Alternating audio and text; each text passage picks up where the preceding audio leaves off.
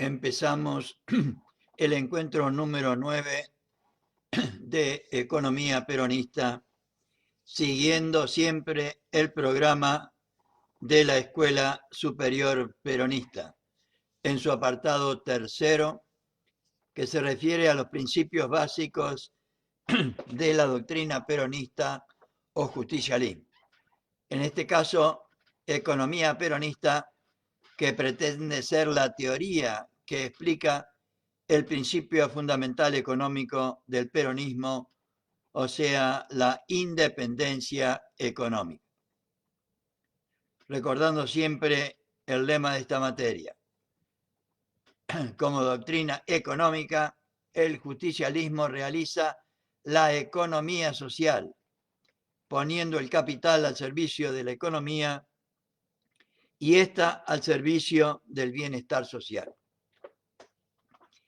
Y vamos a terminar hoy el capítulo cuarto referido a la solución económica peronista, continuando lo que compartimos ayer con todas y todos ustedes sobre la posición peronista respecto a la economía.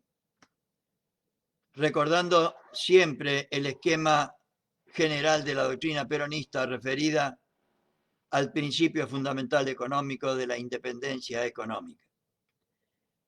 Y me parece oportuno recordar en este momento el problema que estamos viviendo o tratando de solucionar con la empresa esta Vicentín, que para algunos puede una empresa en la Argentina puede hacer lo que se le da la gana, como creen algunos que los seres humanos que vivimos en una determinada comunidad también podemos hacer lo que se nos dé la gana con todas y todos. Y para el peronismo no es así. Para el peronismo todo es en función social.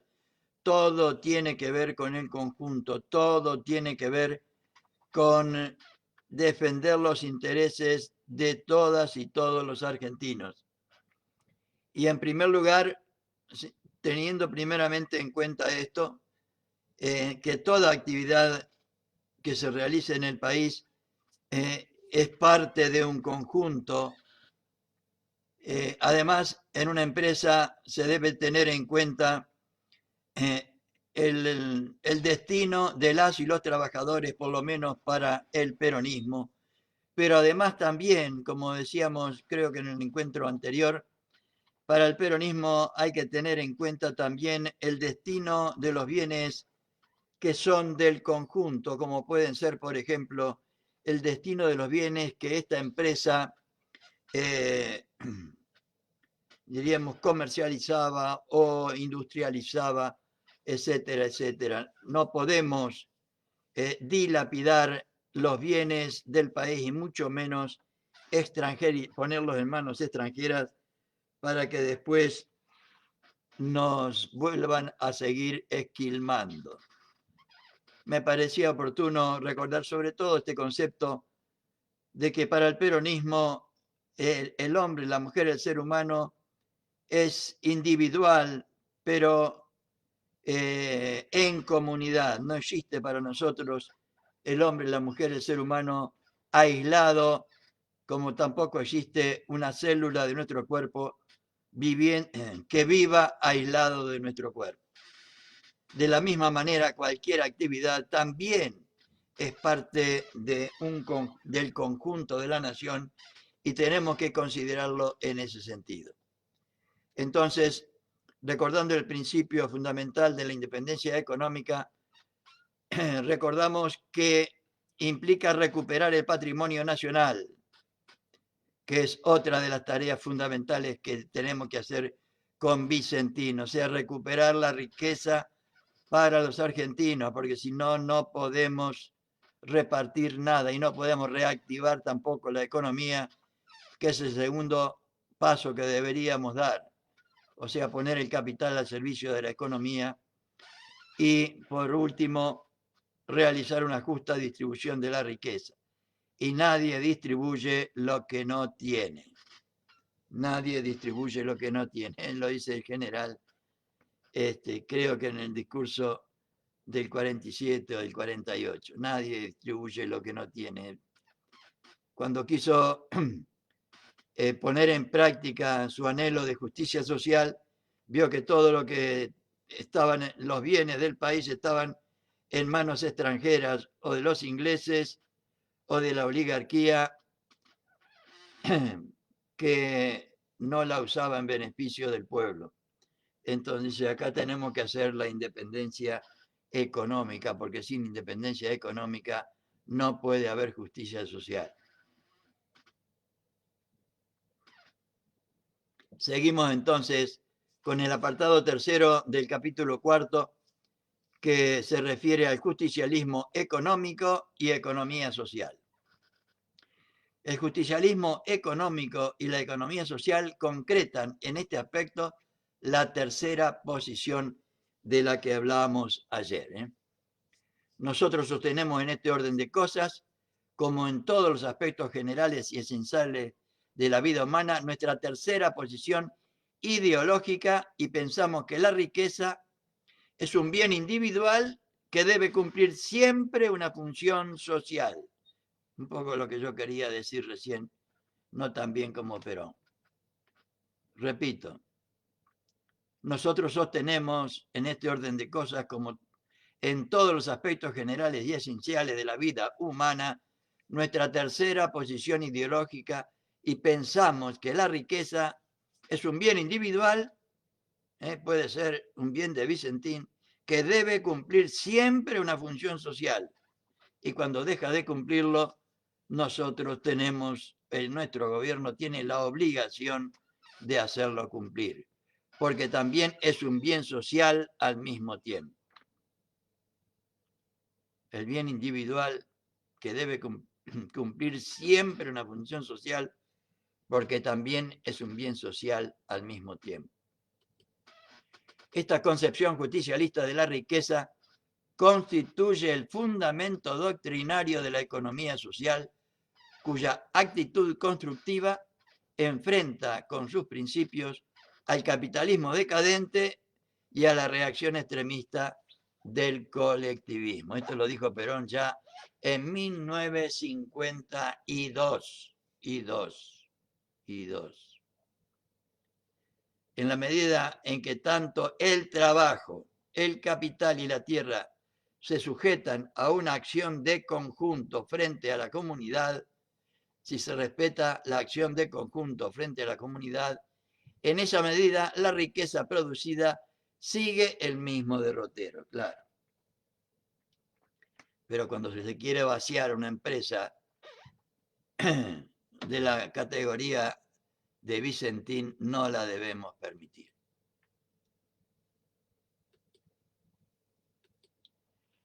Aquí conviene recordar nuevamente lo que significa consumo y lo que significa capitalización.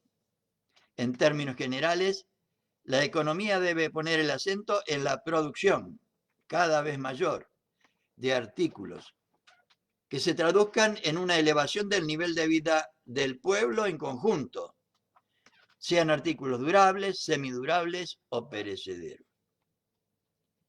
El artículo durable por excelencia es la casa, la vivienda. El artículo semidurable es todo aquel artefacto u objeto empleado justamente en el hogar, cocina, lavarropa, heladera, etc.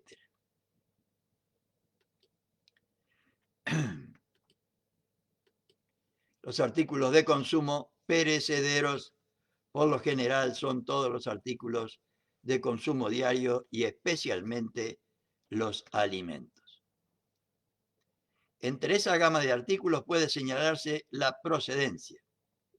Los durables y semidurables son más bien producidos por la industria. Los perecederos, por lo general, provienen de la actividad agropecuaria. Y ahí está entonces la función de la economía, que está asociada a la producción de la tierra. Esto en forma general, sin olvidar que en nuestro caso particular, La producción agropecuaria no solamente cubre o se desarrolla para cubrir necesidades de consumo interno. Vicentín no solo produce para el consumo interno, es también una actividad que nos facilita la adquisición de elementos de producción del exterior, vale decir, lo que ordinariamente se denominan saldos exportables de producción. Saldos exportables de producción, que no podemos regalar a nada ni a nadie.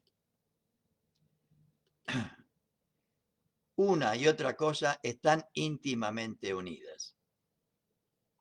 Nosotros tenemos que producir para cubrir las necesidades de consumo del pueblo argentino y al mismo tiempo para obtener excedentes que exportados al exterior nos faciliten la adquisición de los elementos que el país no produce y que nos faciliten el aumento de la producción principalmente industrial y en otro sentido también agropecuario cuando importamos, por ejemplo, maquinarias agrícolas como se está haciendo desde 1949 en el programa de mecanización rural. Estamos hablando, este texto fue escrito más o menos en 1954, 55, o 53, 54 mejor, y todavía no se producía en la Argentina maquinaria agrícola y Perón empezó a importarla. Yo me acuerdo, incluso creo que se empezaron a hacer los tractores, que mi padre tuvo uno, un tractor Pampa, creo que le decían, un viejo tractor Pampa. Dice el general Perón respecto de los principios sociales para satisfacción del consumo. Le hemos cambiado la base a la economía política y estamos haciendo la economía social, que es la moderna economía, teniendo en cuenta al hombre, a la mujer, al ser humano, individualmente considerado y de conjunto. Ahora se han cambiado las bases, se ha enfrentado el problema. Ahora hay que construir nuestra teoría económica sobre toda esa concepción básica. No más principios hedónicos, sino principios sociales de satisfacción de consumo. Mantener a la gente alimentada para que no se enferme, para que la raza no decaiga y para que no haya explotados en el mundo por el hambre desde ya. Esa es nuestra concepción y por eso la llamamos justicialista, porque es justo. El justicialismo está en la idea de que el futuro de la humanidad será la constitución de estados sindicalistas. Lo dijo Perón el 16 de octubre del 50. Todavía no lo hemos logrado. Cuando los economistas liberales se refieren a la relación entre lo que se consume y lo que se produce, entienden que el equilibrio está en la subordinación del consumo con respecto a la producción. Así, y aplican aquí la vieja teoría capitalista del punto óptico, ganar aquí con menos esfuerzo, fundada en el principio hedónico, hondamente egoísta, de aunque a la postre el pueblo, consumiendo a media ración, termine por reaccionar violentamente o termine también muriendo en más de una oportunidad. En más de una oportunidad. Nosotros pensamos que la producción debe subordinarse al consumo. La producción debe subordinarse al consumo de la gente desde ya, porque todo en el peronismo tiene al hombre, a la mujer como centro, guía y orientación de todo lo que hacemos. Entonces, nosotros pensamos que la producción debe subordinarse al consumo de nuestro pueblo, de nuestra gente, pero siguiéndolo de cerca a fin de no provocar la especulación y el agiotismo. Sí, sí, sí, sí. En la medida en que escasea la producción para el consumo, se crea el clima adecuado para que los que tienen esas mercaderías se disputen la colocación en el mercado a precios que pueden ser y son generalmente precios en alza, si serán en alza. Y ahora con la pandemia de 2020, aquí en el barrio de San Telmo, cuántos abusos ha habido en todos los comercios en los que uno ha estado. Si hay escasez de artículos de consumo, lógicamente los precios tienen que subir, pero no, no siempre la suba tenía que ver con la escasez de artículos. Hay dos formas de evitar esto: controlando los precios y racionando los artículos escasos.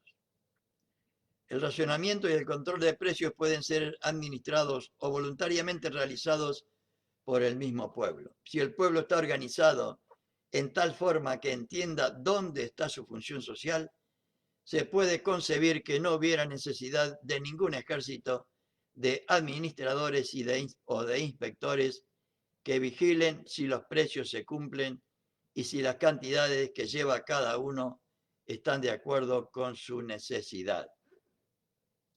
De ahí la imperiosa necesidad que tenemos de elevar la cultura social y política de nuestro pueblo. Sacar de la mentalidad de tantos y tantos argentinos que yo hago lo que quiero, si quiero robo a Dios y María Santísima, aumento los precios porque se me da la gana, porque ahora hay pandemia y no tienen más remedio que venir a comprar, prescindiendo del destino de todos los demás, en un egoísmo implacable. En general, esos son los dos puntos más importantes: control de precio y racionamiento, que no siempre tienen el mejor resultado. Sobre este, y menos después de 4 años de un gobierno cipayo y vendepatria que trató de desarmar completamente el Estado Nacional, donde no hay ni inspectores ni controladores, y la Secretaría de Comercio quedó totalmente destruida.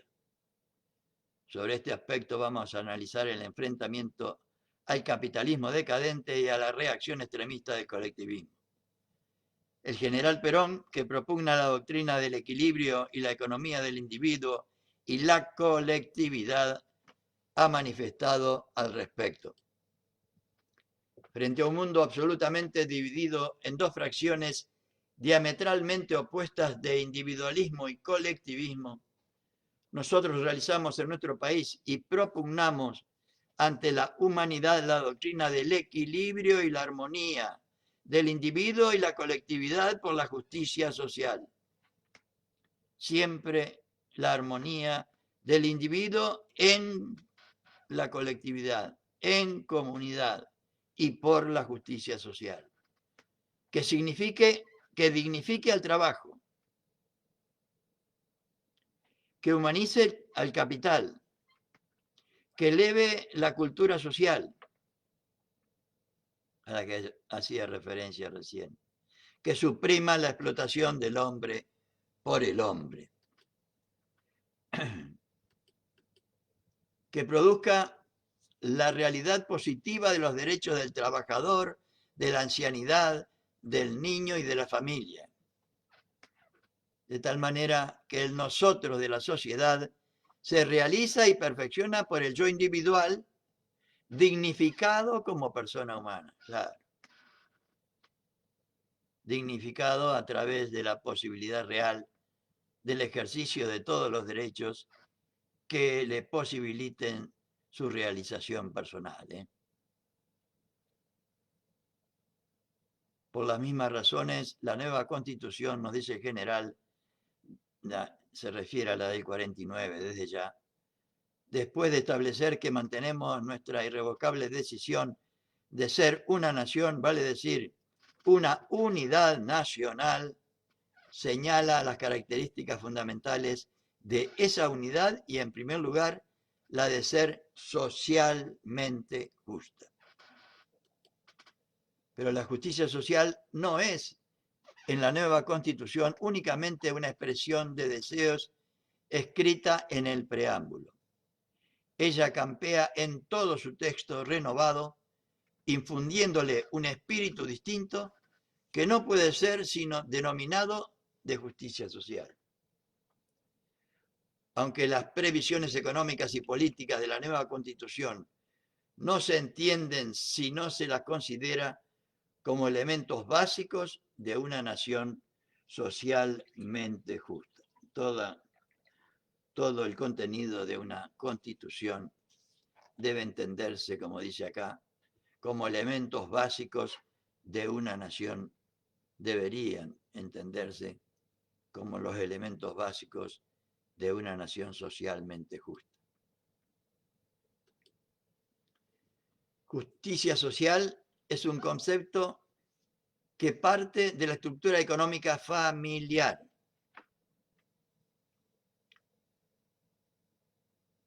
Es esencialmente un concepto de justicia distributiva.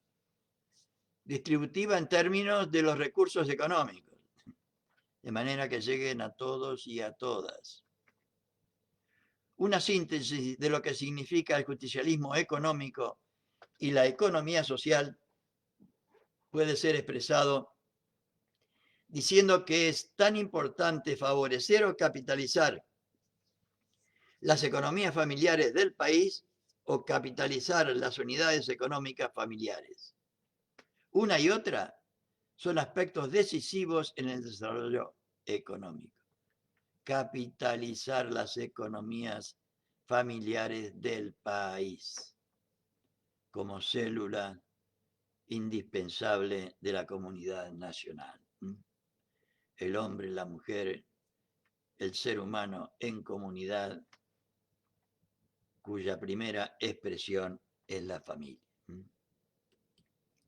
La capitalización de la economía familiar significa la elevación del nivel de vida de los que constituyen esa familia, no solo considerado individualmente, sino también familiarmente. La capitalización de la economía familiar significa la elevación del nivel de vida de los que constituyen esa familia, de todos y cada uno. Y por otro lado, eso no es ni más ni menos que la definición de lo que significa lograr la felicidad del pueblo. O sea, que cada uno de los integrantes de la familia tenga la posibilidad del ejercicio pleno de los derechos para la elevación del nivel de vida de lo que constituyen los integrantes de esa familia. A todos y cada uno, para que todos y cada uno se puedan realizar en forma personal, familiar, y de esa manera contribuir a la realización del conjunto, que no es ni más ni menos que la grandeza de la nación, o la construcción de la grandeza de la nación. Vamos entonces al apartado cuarto del capítulo cuarto, que se refiere a funciones de la empresa, del sindicato y del Estado en la economía peronista. Y vamos a ver el lugar, por ejemplo, de Vicentín en una economía peronista. En capítulos anteriores hemos caracterizado el papel de la empresa, del sindicato y del Estado en los dos tipos de organizaciones, la individualista capitalista o neoliberal y la colectivista marxista. Aquí es necesario que aclaremos cómo se desempeñan estos tres aspectos dentro de la comunidad organizada peronista. La empresa no tiene en este régimen justicialista ninguno de los aspectos o características de los otros dos regímenes. La empresa disfruta, ya sea extranjera o nacional, de la utilización de su capital y de sus recursos, en la medida en que está realizando una producción para el conjunto de la economía, con propósitos eminentemente económicos. Muy importante tener muy en claro esto, para todas y todos los peronistas, repito por su importancia.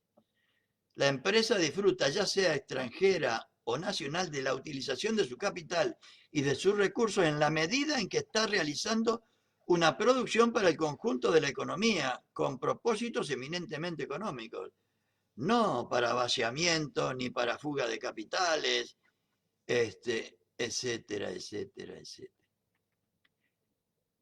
Las empresas, ya sean nacionales o extranjeras, utilizan o pueden utilizar todos los recursos financieros de que dispone el sistema bancario y financiero del país, siempre y cuando se sujetan a los principios de función social que están asentados en la Constitución o que estaban en la Constitución del 49.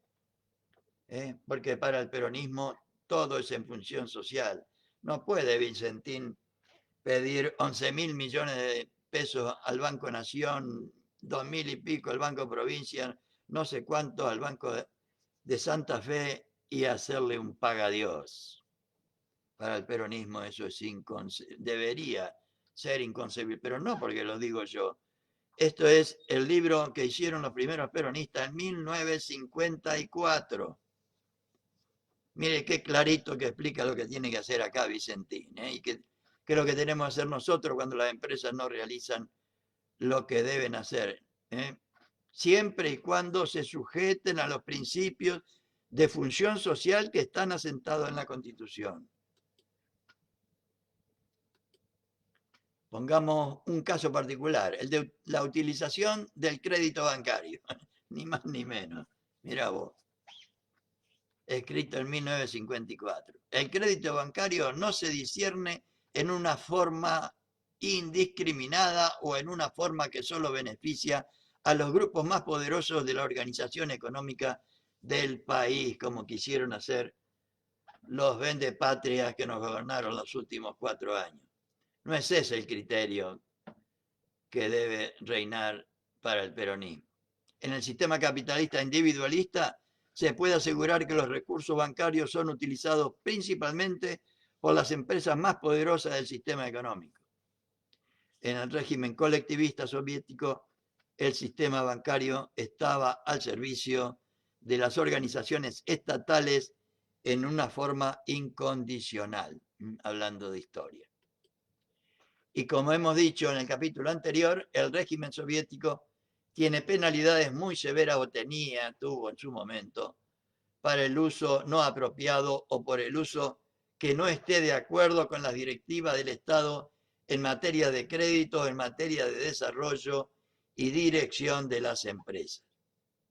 Aquí en el sistema justicialista se hace primero y ante todo un programa de utilización selectiva del crédito para toda la actividad.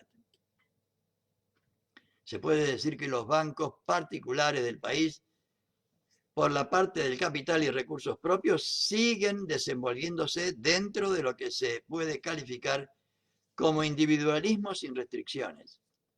Pero en lo que representa utilización de los recursos del pueblo, es decir, los depósitos que tiene la población en los bancos, ahí deben sujetarse a las reglas que establece el sistema bancario para la utilización del crédito. Si un agricultor o agropecuario, mira vos, ponen el mismo ejemplo y todo, pide crédito para repoblar su campo con ganado y así lo establece en la solicitud ante el Banco de la Nación, ni más ni menos, ese agropecuario productor tiene que cumplir con eso que está expresado en su solicitud y que se ajusta a la reglamentación del banco, suponiendo esto ni eso hacía. Si ese productor, en vez de comprar animales flacos para repoblar su ganado o para repoblar su campo, compra un automóvil para salir a divertirse, está desnaturalizando el uso del dinero proveniente del crédito, y mucho más y mucho menos si se usa para fugarlo del país. y si no ha cumplido, inmediatamente tiene que devolver ese dinero al banco, porque no ha sido utilizado con ese propósito de previsión en beneficio del conjunto de la comunidad. Tema tan olvidado para las y los argentinos, lamentablemente, porque no ha sido utilizado con ese propósito de previsión en beneficio del conjunto de la comunidad, en una empresa o en una acción económica digna que seguramente repercutirá en beneficio de la comunidad. En el aspecto sindical ya hemos visto que la organización de las fuerzas del trabajo es el resorte vital para la búsqueda de la armonía frente al capital. Y hemos visto que a través del tiempo y la organización de trabajadores, ya hemos visto que a través del tiempo la organización de trabajadores ha ido tomando poco a poco contacto con las decisiones más importantes del gobierno en materia económica. En materia económica. Actúan dentro de la Comisión Económica Consultiva, hablando de los trabajadores y trabajadoras, que es una comisión formada por representantes de las fuerzas del trabajo, de los productores agropecuarios, de los empresarios de producción industrial y de los comerciantes y por funcionarios técnicos de la administración pública. En ella se analiza la mayor parte de las medidas sustanciales.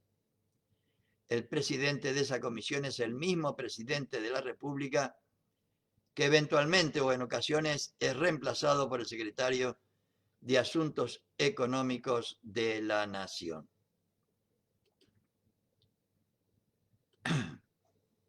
Esto es algo que constituye realmente una novedad. Tener un organismo consultivo o asesor para todas las medidas que afectan tanto a la producción, al comercio como a las fuerzas trabajadoras del país es algo que en los regímenes que conocemos no ha sido todavía ubicado. El justicialismo se funda en la organización de la comunidad, por eso la importancia de transmitir a los militantes y al conjunto del pueblo nuestro proyecto político, porque se funda el justicialismo en la organización de la comunidad, y si no saben qué es lo que queremos, mal se pueden organizar. Como lo dice Perón, cuando las fuerzas que representan al capital en sus tres ramas de industria, comercio y producción hayan alcanzado la organización que tienen actualmente las fuerzas sindicales, se habrá realizado nuestro alto ideal de la comunidad organizada, en cuyo seno la felicidad no es el bien que se disfruta en el egoísmo cerrado de los individuos, sino en el bien divino que se comparte conjuntamente con las tristezas y las amarguras del camino en la comunidad, agregaría yo, cosa que está absolutamente implícita. Y por último vamos a ver la solución económica peronista. La solución económica consiste en encauzar la economía en lugar de dirigirla, encauzarla, en lograr una máxima eficiencia económica, partiendo de la independencia económica. Eficiencia, o sea, lograr los objetivos, en términos de rendimiento de trabajo, rendimiento o productividad de la actividad económica, ya sea en la industria o en la agricultura, en la ganadería, etc. Esto es el segundo tema del esquema de la doctrina peronista. Primero, recuperar la riqueza que nos robaron. Segundo, aumentarla, aumentarla a través de la eficiencia. Y la economía como un medio no como un fin para llegar finalmente al bienestar general y a la felicidad del pueblo, que es nuestra finalidad suprema. Así lo expresa el general Perón. Hemos encauzado la economía, no la hemos dirigido. Encauzamos la economía hasta lograr de ella la máxima eficiencia, utilizándola no solamente como un fin, sino también como un medio, el mejor de los medios para la consecución de su fin último, el bienestar general, la felicidad del pueblo.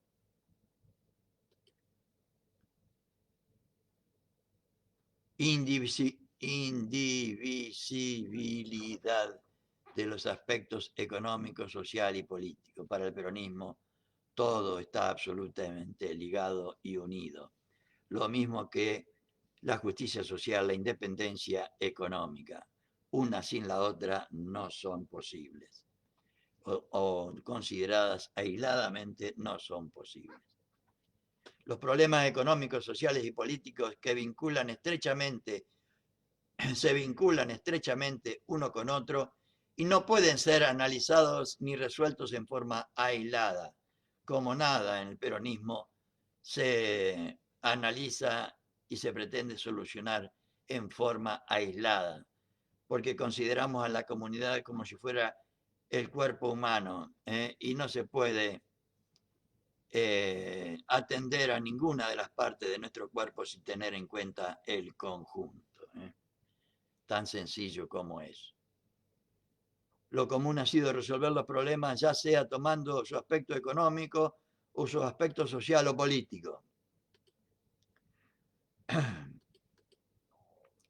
El general Perón, en la charla radiofónica del 1 de febrero del 53, enseña que no es susceptible hallar soluciones integrales que conformen al conjunto del país o de las actividades del país si no se hace una apreciación del conjunto.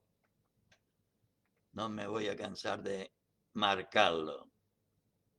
Hay quienes afirman que todo el problema del mundo actual es exclusivamente social y pretenden solucionarlo con soluciones también exclusivamente sociales. Otros consideran que se trata de un problema exclusivamente político y quieren arreglarlo con medidas políticas, dice el general. Y la mayoría de los hombres, de las mujeres y particularmente de los gobiernos que creen que todo el problema reside en arreglar la economía. En Argentina también. Nosotros venimos sosteniendo de hace casi 10 años, lo decía esto en 1953 me parece, que los problemas sociales, económicos y políticos son, como todas las cosas de la vida, problemas complejos que se vinculan estrechamente unos con otros y que no pueden ser analizados ni resueltos separadamente.